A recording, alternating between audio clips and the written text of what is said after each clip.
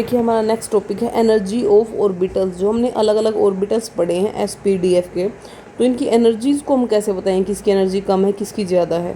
तो देखो जो एनर्जी है इलेक्ट्रॉन की, किसी भी हाइड्रोजन एटम की बात करें तो वहाँ पर क्या होता है, तो जो वो डिपेंड करती है डायरेक्टली प्रिंसिपल क्वांटम नंबर के ऊपर। जैसे 1s है उसकी कम होती है 2s और 2p की इक्वल होती है, 3s 3p 3d की इक्वल है, ऐसे इनकी आगे वालों की इक्वल है। ये सिर्फ हाइड्रोजन के केस में है, अदर केसेस में ऐसा नहीं होता। अब देखो जो 2s और 2p है, हमें पता है इनकी शेप भी डिफरेंट है लेकिन फिर भी इनकी एनर्जी सेम होती है। क्यों? क्योंकि ये जो होते हैं ना, इनको हम बोलते हैं डीजनरेट ऑर्बिटल्स। ऐसे ऑर्बिटल्स जिनकी एनर्जी सेम होती है उन्हें हम बोलते हैं डीजनरेट ऑर्बिटल्स। अब देखो हमें पता है, जैसे ये है हाइड्रोजन का न्यूक्लियस, ये है फर्स्ट शेल में इसका एक इलेक्ट्रॉन। जब ये अपनी नॉर्मल शेल के अंदर है जिसमें एग्जिस्ट करता है तो हम उसको बोलते हैं कि वो ग्राउंड स्टेट में है, ठीक है।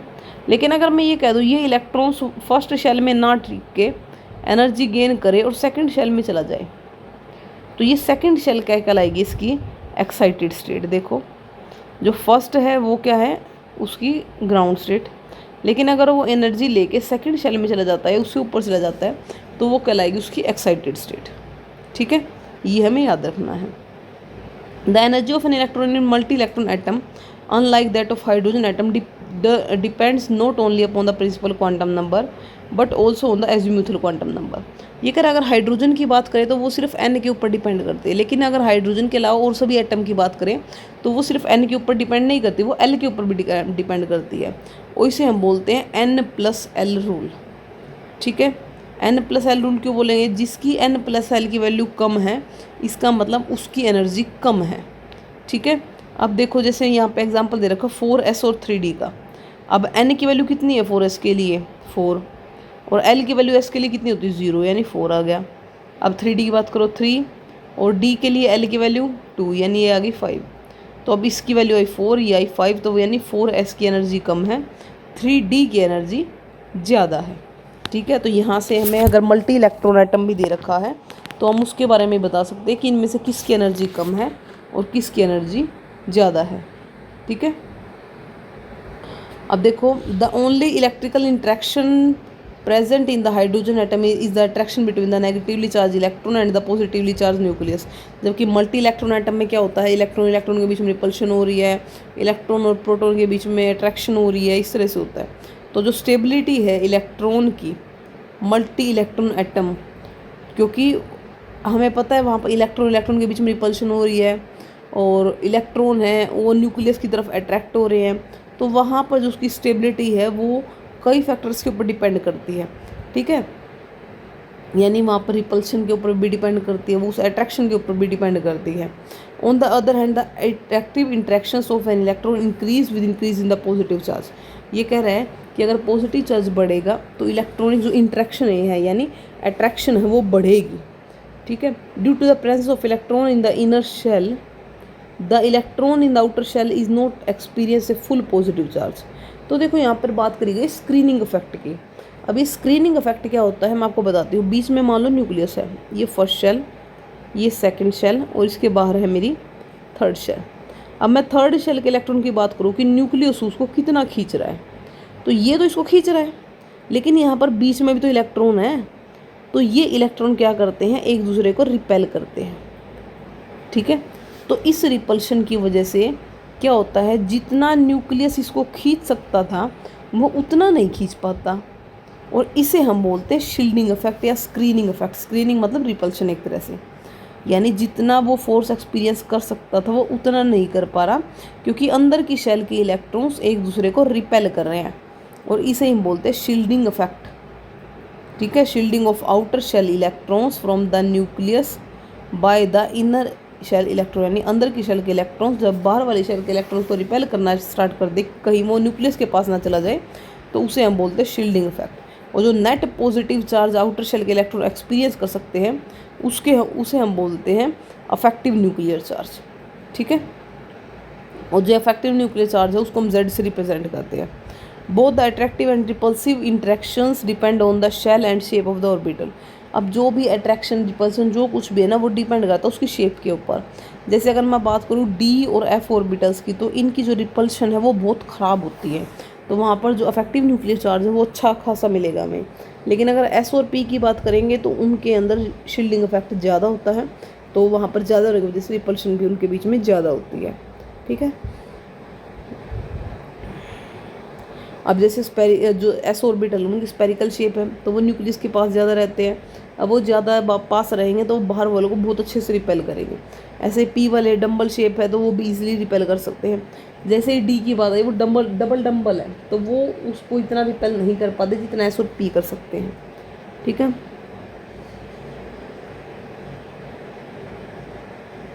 अगर हमसे पूछे कि इनमें से कौन सा है जो ज़्यादा अट्रैक्ट होता है न्यूक्लियस की तरफ, तो एस ऑर्बिटल सबसे ज़्यादा अट्रैक्ट होता है, फिर पी, फिर डी और फिर एफ। इस तरह से इनके बीच में अट्रैक्शंस होती हैं।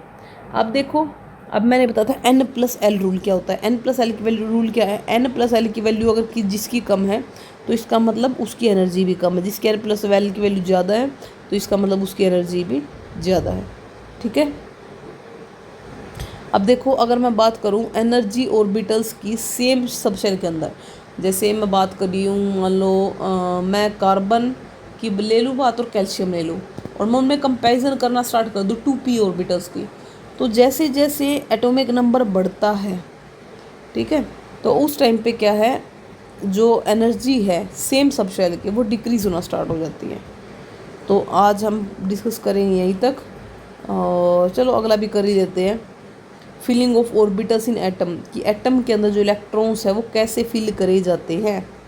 अब उसके फिल करने के लिए जो अफबू उन्होंने प्रिंसिपल दिया था, अफबू प्रिंसिपल, मतलब ये ऐसा नहीं कि किसी साइंटिस्ट का नाम अफबू प्रिंसिपल, ये अफबू जो वर्ड है वो जर्मन से आया है जिसका मतलब होता है बिल्डिंग अप। ये बिल्डिंग अप ऑफ ऑर्बिटल्स, यानी सबसे पहले सबसे कम एनर्जी वाला, फिर उससे ज़्यादा ऐसे। तो देखो ground state of atom the orbitals are filled in an order of their increased energy. तो हम उनकी इंक्रीजिंग एनर्जी में लिखेंगे, कैसे निकालेंगे, 1s 2s इसे लाइन में लिख लिया, फिर 2 से स्टार्ट के 2p 3d से, यहाँ पे 1p नहीं आएगा, ठीक है, क्योंकि 1p एग्जिस्ट ही नहीं कर सकता। अब 1p एग्जिस्ट क्यों नहीं कर सकता, अगर n की वैल्यू 1 है तो l की वैल्यू 0 होनी चाहिए, जबकि p के लिए तो l की वैल्यू 1 हो जाएगी, जो कि पॉसिबल ही नहीं है। ठीक है, उसके बाद फिर हम इसको डायग्राम को ऐसे करते हैं, ऐसे टेढ़ी लेके जाएंगे लाइंस को, पहले 1s फिर 2s फिर 2p 3s 3p 4s 3d 4p 5s, इस तरह से हम इसको लेके जाएंगे और इसे हम बोलते हैं अफबू प्रिंसिपल। ठीक है, यानी इनको इंक्रीजिंग ऑर्डर में लिखते हैं, 1s 2s 2p 3s 3p 4s 3d 4p, इस तरह से इनको याद करना है। और हमें इसकी जो इलेक्ट्रॉनिक कॉन्फ़िगरेशन है वो लिखनी भी आनी चाहिए बहुत अच्छे से। ठीक है, और जिस डायरेक्शन में इसका एरो दिखाया गया उस तरह उस डायरेक्शन में वो क्या हो रही है, उसकी इंक्रीज़ हो रही है। ठीक है, उसके बाद देखो आगे भाई, उसके बाद आता है पूली एक्सक्लूजन प्रिंसिपल। अब ये पूली एक्सक्लूजन प्रिंसिपल क्या कहता है, देखो number of electrons to be filled in a various orbitals is restricted by an exclusion principle. अब ये क्या कहता है कि एक जो क्वांटम नंबर्स की बात करें तो कोई भी ऐसे दो इलेक्ट्रॉन नहीं है जिनका 4 क्वांटम नंबर्स की वैल्यू सेम आ जाए, यानी चारों क्वांटम नंबर्स की वैल्यू किसी के लिए भी सेम नहीं है। ठीक है, यानी किसी के लिए भी का मतलब है किसी के लिए भी सेम वो नहीं है, यानी वो वैल्यूज़ हमारी अलग अलग आती है। अब देखो कैसे आएगी अलग अलग, या ये बोल सकते हैं कि एक ऑर्बिटल के अंदर 2 ही इलेक्ट्रॉन एग्जिस्ट कर सकते हैं। ये दोनों डेफिनेशन इसी की है पूली एक्सक्लूजन प्रिंसिपल की। अब आगे यही चीज़ डिटेल में दे रखी है। और लास्ट में देखो the maximum number of electrons in the shell with principal quantum number n is equal to 2n²। यानी देखो सबसे पहले हमने बात करी कि शेल के बारे में कौन बताता है, n। फिर हमने बात करी एक शेल के अंदर ऑर्बिटल्स कितने होते हैं, n²। ठीक है, अब उसके अंदर इलेक्ट्रॉन्स कितने हैं, 2n², क्योंकि एक उसमें ऑर्बिटल में 2 इलेक्ट्रॉन होते हैं। उसके बाद आता है Hund's rule of maximum multiplicity. अब ये हंड्स रूल क्या कहता है, पिछले वाले ने क्या कहा था कि ये बोल दो कि किसी भी 2 इलेक्ट्रॉन के लिए चारों क्वांटम नंबर एक जैसे नहीं हो सकते, या ये बोल सकते हैं कि एक ऑर्बिटल के अंदर मैक्सिमम 2 ही इलेक्ट्रॉन हो सकते हैं और उनकी वैल्यू n, l और m की तो सेम आ जाएगी, लेकिन जो स्पिन क्वांटम नंबर होता है उसकी वैल्यू हर एक इलेक्ट्रॉन के लिए उसके लिए अलग है। अगर स्पिन सेम होगा तो कुछ और अलग हो जाएगा, लेकिन चारों क्वांटम नंबर किन्हीं भी 2 इलेक्ट्रॉन्स के लिए सेम नहीं हो सकती एक एटम के अंदर। अब आता है hertz rule of maximum multiplicity. अब ये क्या कहता है, देखो अब ये कहता है कि pairing of electron in the orbitals belong to the same subshell does not take place until each orbital belonging to that subshell has get one electron each।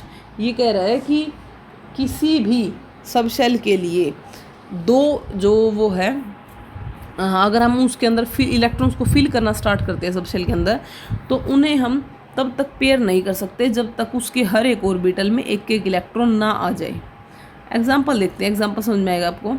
Example की बात करते हैं। मान लो मेरे पास है पी ऑर्बिटल है, पी के अंदर पी सबशेल के अंदर 3 ऑर्बिटल होंगे।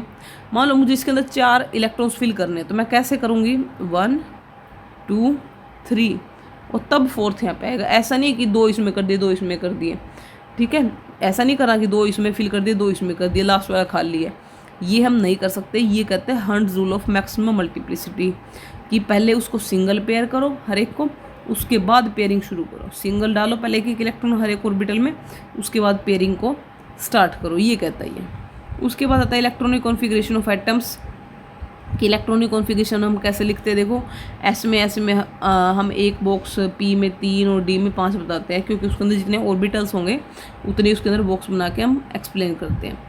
अब देखो यहाँ पे जैसे लिथियम है 1s2 2s1 1s2 2s2 1s2 2s2 2p1, इस तरह से हम इलेक्ट्रॉनिक कॉन्फ़िगरेशन को लिख सकते हैं। अब देखो जो सबसे लास्ट शेल के इलेक्ट्रॉन्स होते हैं उन्हें हम बोलते हैं वैलेंस इलेक्ट्रॉन, ठीक है। अब देखो for example the electrons in the neon are the core electrons and the electrons from the sodium and argon are the valence electron. ये कह रहा है कि जो इलेक्ट्रॉन्स है नियोन के अंदर वो कोर इलेक्ट्रॉन्स है, क्योंकि वहाँ पर जब शेल फिल होती है लास्ट में तो वो कोर इलेक्ट्रॉन्स कहलाते हैं, और जब से लास्ट शेल के इलेक्ट्रॉन्स अगर हैं तो वो कहलाते हैं हमारे एक तरह से वैलेंस शेल इलेक्ट्रॉन्स, ठीक है। उसके बाद देखो इन्होंने क्या कर रखा है, इसके बाद इन्होंने इसकी हर एक इलेक्ट्रॉनिक कॉन्फ़िगरेशन लिख के दिखा रखी है कि कैसे करेंगे। जैसे स्कैंडियम है 21 एटॉमिक नंबर है, टाइटेनियम वैनेडियम क्रोमियम, इसमें क्या होता है पहले हम फिल करते 4s को, जब वो फिल हो जाती है उसके बाद हम फिल करते 3d को, ठीक है। तो ये ऐसे फिल किया जाता है। उसके बाद आता है यूरेनियम तक तो जो एटम्स हैं जो एलिमेंट्स हैं वो सारे हमें नेचुरली मिलते हैं, लेकिन उसके बाद वाले क्या आर्टिफिशियली मिलते हैं, और वो शॉर्ट लिव्ड होते हैं, मतलब उनकी लाइफ ज़्यादा लंबी नहीं होती है, ठीक है। अब देखो उसके बाद आता है हमारा stability of completely field and half field subshell. अब देखो जब हम इलेक्ट्रॉनिक कॉन्फ़िगरेशन लिखते हैं ना 21 से 30 के बीच में, तो वहाँ पे आता है क्रोमियम और कॉपर। जैसे नॉर्मली अगर हम लिखते हैं तो क्रोमियम की होनी चाहिए 3d4 4s2, और इसकी होनी चाहिए 3d9 4s2, जबकि ऐसा होता नहीं है। इसकी होती है 3d5 4s1 और इसकी होती है 3d10 4s1। अभी ऐसा क्यों हुआ, यहाँ पे एक्सेप्शनल केस लाने की ऐसी क्या आफत आ गई थी, तो उसका रीज़न होता है stability of half field and completely field subshell. जहाँ पर अगर पॉसिबल है ना कि वहाँ पर हाफ फील्ड या कम्प्लीटली फील्ड सबशेल हो सकती है, तो एटम कोशिश करते हैं कि वो अपनी जो इलेक्ट्रॉन्स हैं उनको इधर उधर करके ट्रांसफ़र करके वो अपनी शेल को हाफ फील्ड बना ले या फुल्ली फील्ड बना दे, ठीक है। अब रीज़न क्या है उसका, फर्स्ट रीज़न है symmetrical distribution of electrons. Symmetrical distribution में कैसे होगा, देखो अब देखो मेरे पास मान लो 5 है, तो ये 5 के अंदर जो डिस्ट्रीब्यूशन है वो सिमिट्रिकल होगा। अगर 1 ना हो 4 हो तो वो डिस्ट्रीब्यूशन सिमिट्रिकल नहीं हो पाएगा, ठीक है। सेकंड आता है एक्सचेंज एनर्जी। एक्सचेंज एनर्जी क्या है, the stabilising effect arises when 2 or more electrons with the same spin are present in the degenerate orbital of the subshell. देखो अगर ये एक्सचेंज एनर्जी का मतलब एक तरह से जब ये इलेक्ट्रॉन्स एक्सचेंज जितने ज़्यादा एक्सचेंज होते हैं ना उसकी स्टेबिलिटी उतनी ज़्यादा बढ़ती है। अब अगर इलेक्ट्रॉन्स हाफ फील्ड है या कम्प्लीटली फील्ड है तो सेम स्पिन के अंदर हाफ फील्ड है तो वो भी क्या होंगे, स्टेबल होंगे। अगर मान लो इसे अपोजिट स्पिन वाले आएंगे 5 तो भी स्टेबल हो जाएंगे। तो ये 2 रीज़न है इसके, फर्स्ट रीज़न है symmetrical distribution of electron, second है इसका एक्सचेंज एनर्जी, ठीक है। अब मैं एक बार थोड़ा डिटेल में बता देती हूँ। These electron tends to exchange their position and the energy released due to this exchange is called exchange energy। ये कह रहा है कि जब ये इलेक्ट्रॉन्स एक ऑर्बिटल से दूसरे में से जाते हैं ना, ट्रांसफ़र होते हैं, तो उससे एनर्जी रिलीज होती है और वो और ज़्यादा स्टेबल होते हैं, जिसे हम बोलते हैं एक्सचेंज एनर्जी, ठीक है। या ये बोल सकते हैं, अगर हमें एक्स्ट्रा स्टेबिलिटी के बारे में बताएं तो सिर्फ पॉइंट क्या है, एक तो रिलेटिवली स्मॉल शील्डिंग, अगर हाफ फील्ड कम्प्लीटली या फुल्ली फील्ड है तो जो शील्डिंग इफेक्ट है वो कम होता है, या स्क्रीनिंग इफेक्ट बोलते हैं, कम होता है।